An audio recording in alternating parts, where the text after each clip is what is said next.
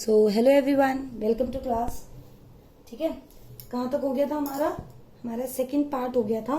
Second part में हमने क्या करा था, हमने 6th क्वेश्चन तक कवर कर लिया था और मैंने आपको होमवर्क दिया था कि आपको क्वाड्रिलेटरल्स जो होते हैं अलग अलग तरीके के, पैरेललोग्राम, रेक्टेंगल, रोम्बस, स्क्वायर, उसकी प्रॉपर्टीज लर्न करनी है। फाइन, क्योंकि ये बहुत ज्यादा जरूरी है। फॉर्मूलाज तो मैं आपको करवा दूंगी जो 10th के अभी कोऑर्डिनेट के फॉर्मूलाज हैं, बट जो आपका बेसिक है कि अगर आपको किसी चीज को पैरेललोग्राम प्रूव करना है तो you have to know that the sides are equal and opposite sides are equal and diagonals are not equal. तो ये चीज आपको पता होनी चाहिए। अगर आपको ये चीज पता नहीं होगी तो आप डिस्टेंस फॉर्मूला कैसे लगाओगे? आप तो साइड्स पे फॉर्मूला लगा दोगे, बट आपको पता होना चाहिए ना। अगर वो आपको बोलेगा कि भाई बताओ ये पैरेललोग्राम है, ये रेक्टेंगल है, तो उसके लिए आपको प्रॉपर्टीज का पता होना बहुत जरूरी है। ठीक है, तो वो आपको करना था। तो आज हम जो इसके क्वेश्चन स्टार्ट कर रहे हैं, हम 7th क्वेश्चन से स्टार्ट कर रहे हैं। ठीक है, थोड़ा सा जो क्वेश्चन का लेवल है वो थोड़ा सा बढ़ गया है, तो प्लीज थोड़ा फोकस करना। फाइन, और मैं कुछ आपको की पॉइंट्स भी बताऊंगी इसमें कि कब ये फॉर्मूला लगाना है, कब नहीं लगाना। लेट्स से इन्होंने बोला find the point on x axis which is equi distance. Coordinate geometry में एक बात जरूर ध्यान रखना, जो 10th का कोऑर्डिनेट ज्योमेट्री है इसके लिए आपको ग्राफ पेपर नहीं मिलेगा, इसीलिए आपको जो आपकी नॉर्मल शीट होती है उसी पे छोटी सी फिगर बना के दिखानी है। जो फिगर है उससे मार्क्स भी अच्छे मिलते हैं and plus it is very helpful for your personal understanding also. So please while doing even in the rough notebook और the practice notebook do attempt the figure part. Fine, अब उसने मुझे बोला है 2 पॉइंट्स हैं और बीच में एक पॉइंट है, लेट इट बी पी। अब ये जो पी पॉइंट है वो एक्स एक्सिस के ऊपर आता है। मैंने आपको बोला था 10th क्लास के कोऑर्डिनेट स्टार्ट करने से पहले जरूर एक बार 9th क्लास के जो कोऑर्डिनेट के वीडियोस हैं वो जरूर देखना। ठीक है, 9th क्लास के में या फिर कोऑर्डिनेट का जो इंट्रोडक्टरी पार्ट है 10th का, उसमें मैंने आपको बताया था कि जो एक्स एक्सिस होती है उसके जो पॉइंट्स होते हैं वो x,0 के फॉर्म में होते हैं। ये चीज पता होनी बहुत जरूरी है। अगर ये चीज पता नहीं होगी तो आपका आंसर नहीं आएगा। अब उसने हमें गिवन में क्या दिया है कि मेरा जो AP है वो BP के इक्वल है, as AP is equal to PB। ये हमारा गिवन पार्ट है। ठीक है, और क्योंकि ये इक्वल है तो मैं ये भी कह सकती हूँ कि AP square is equal to PB square. कई बच्चे क्या करते हैं, पहले फॉर्मूला पुट करके फिर अंडर रूट लगा देते हैं, वो फॉर्मूले में आ जाता है, फिर उसको स्क्वायर करते हैं, स्क्वायर और अंडर रूट को कैंसिल करते हैं। वैसे करना है वैसे कर लो, ऐसे करना है ऐसे कर लो, कोई प्रॉब्लम नहीं है। चलो लगाओ फॉर्मूला, x-2 का स्क्वायर, पहले इन दोनों में, तो x-2 का स्क्वायर प्लस 0 माइनस फॉर्मूले का माइनस इसका, तो माइनस ऑफ -5। ठीक है, अब क्योंकि मैंने स्क्वायर लगा दिया है so I am not means I have relaxed myself from applying that very root part. So next is x minus formula का -2 का, minus minus plus 2 square plus 0 minus 9 square. हो गया, आराम से सॉल्व करो। कैसे सॉल्व करेंगे, X square plus 4 minus 4x, a minus B का whole square, so a minus B का whole square is equal to a square plus B square minus 2ab। कभी भी कोई भी आइडेंटिटी लिखो उसी टाइम पे राइट हैंड साइड में लिख दो। ठीक है, वही चीज साइड में लिख दो। डिस्टेंस फॉर्मूला लगाया, डिस्टेंस फॉर्मूला वहीं पे लिख दिया। ठीक है, इससे क्या होगा, आदत ही अपनी डाल लो। रफ कॉपी में जब तक करोगे तो क्या हो जाएगा, फॉर्मूले की प्रैक्टिस होती रहेगी, फॉर्मूला भूलोगे नहीं। और पेपर में लिख कर आओगे तो क्या होगा, मार्क्स नहीं कटेंगे। तो ये आदत डाल लो कि जैसे कोई चीज यूज करी, थ्योरम यूज करी, फॉर्मूला यूज करा, लिख दिया साइड में। अब ये क्या हो जाएगा, 5 का स्क्वायर 25, फिर x square plus 4 plus 4x plus 81। ये हो गया। अब देखो ये क्या है, इज इक्वल टू में है, LHS RHS। अगर डायरेक्टली कैंसिल करना है तो डायरेक्टली कैंसिल कर लो, एक्स स्क्वायर से एक्स स्क्वायर, 4 से 4, या फिर प्लस का एक्स स्क्वायर उधर लेके जाओ, माइनस का एक्स स्क्वायर, प्लस का 4 उधर लेके जाओ, माइनस का 4। वैसे करना है वैसे कर लो, जैसे आपको अच्छा लगता है वैसे कर लो। ठीक है, फिर अब वेरिएबल्स को सेपरेट द वेरिएबल्स और you can say take the like terms to one side. तो 25 में से 81 माइनस करेंगे, कितना आएगा, माइनस करो जल्दी से। साथ साथ अपना पेन और रफ नोटबुक लेकर बैठा करो, कैलकुलेशन पार्ट साथ साथ करोगे तभी हेल्पफुल होगा। And many times I have told you, जैसे मैं क्वेश्चन लिखती हूँ, पॉज द वीडियो, पहले खुद को सोल्यूशन करके देखो एंड देन जब मैं सोल्यूशन करती हूँ तो अपना क्रॉस चेक करो।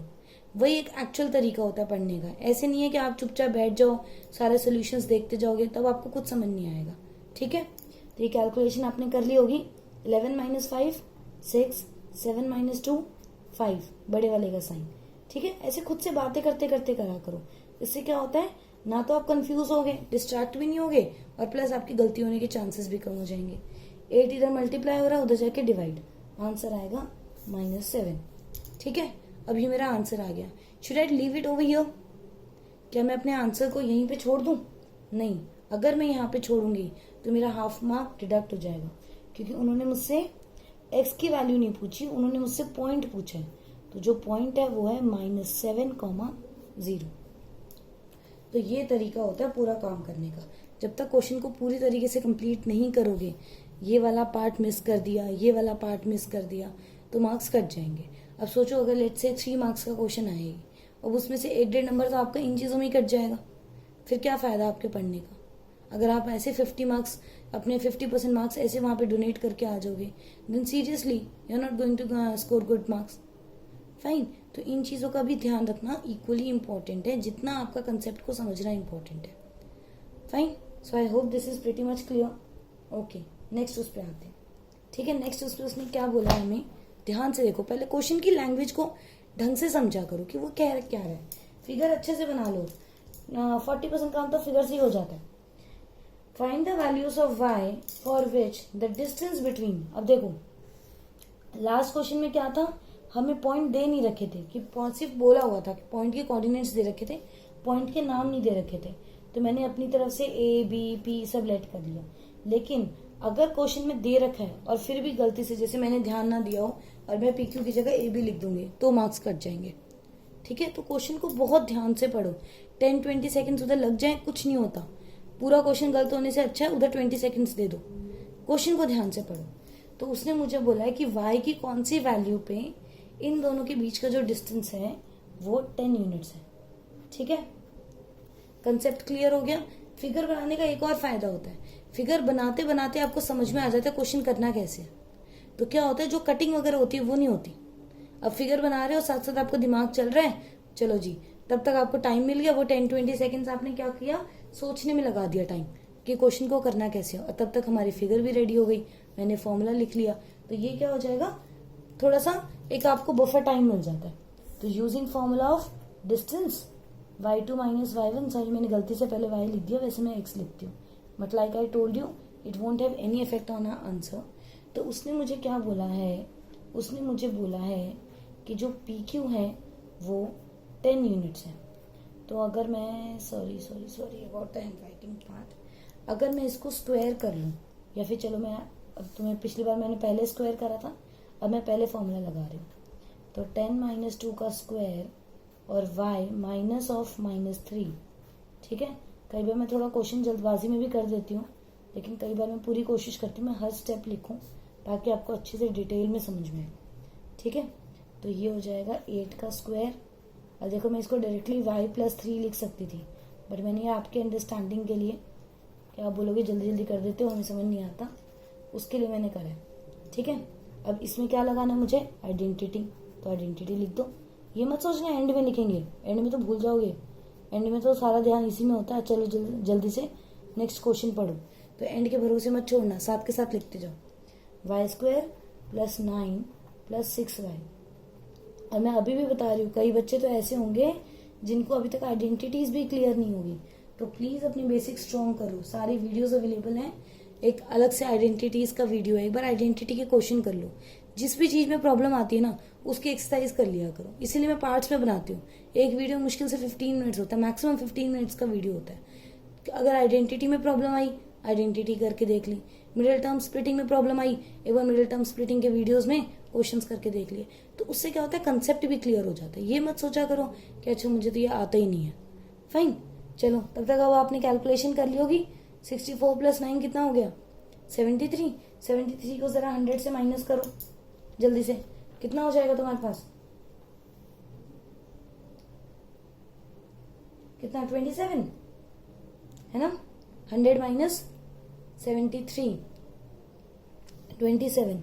तो माइनस का 27 is equal to 0। Middle term splitting, दो ऐसे नंबर जिसको मल्टीप्लाई करके -27 आए और प्लस माइनस करके 6 आए, दैट इज 9 एंड -3। तो y के दो आंसर आ गए, -9 और 3। ठीक है, और मुझे दोनों ही आंसर में प्रॉब्लम नहीं है। ये कोई एरिया या कोई डिस्टेंस तो है नहीं कि नेगेटिव आ नहीं सकता, नेगेटिव आ सकता है। तो दोनों ही मेरे आंसर्स हैं। तो दो ऐसे पॉइंट एग्जिस्ट करते हैं जिससे मेरा क्या होता है, अगर मैं, क्योंकि ऑब्वियस बात है ना, अगर एक पॉइंट यहाँ पर है तो वो 10 यूनिट्स यहाँ पे भी हो सकता है, यहाँ पे भी उसका 10 यूनिट्स हो सकता है, और अगर मैं यहाँ पर उसको ले जाऊं तो भी वो 10 यूनिट्स हो सकता है। तो कोई दिक्कत थोड़ी ना। तो बेसिकली अगर ये P है 2, -3, जो कि मेरा कहाँ आ रहा होगा, ये आ रहा होगा मेरे फोर्थ क्वाड्रेंट में। तो फोर्थ क्वाड्रेंट से मेरा 10, ऐसे कर लेते हैं 10, 3 फर्स्ट क्वाड्रेंट में भी उतना ही डिस्टेंस बन रहा है, और 10, -9 सेकेंड क्वाड्रेंट में भी उतना ही डिस्टेंस बन रहा है। तो कोई दिक्कत वाली बात नहीं है, सीधी सी ऑब्वियस सी बात है, ये हो सकता है, ऐसे दो केस एग्जिस्ट कर सकते हैं। ठीक है, तो I hope it is pretty much clear. चलो नेक्स्ट क्वेश्चन करेंगे। नेक्स्ट क्वेश्चन क्या है हमारा, नेक्स्ट क्वेश्चन हमारा थर्ड क्वेश्चन है, सॉरी 9th क्वेश्चन है। चलो 9th क्वेश्चन देखो। 9th क्वेश्चन में फिर वही इक्वी डिस्टेंस वाली बात आ गई। अब ये कैलकुलेशन आप करके दिखाओगे मुझे। वो बोल रहा है if Q is equi distance from P and R। तो बेसिकली क्या है, P और R थोड़े दूर दूर के पॉइंट है। जो P है वो है 5, -3, और जो R है वो है x, 6। ठीक है, और Q जो है इसके कोऑर्डिनेट्स हैं 0, 1। ये दोनों से इक्वी डिस्टेंस है। ठीक है, find the values of x, also find the distance QR and PR।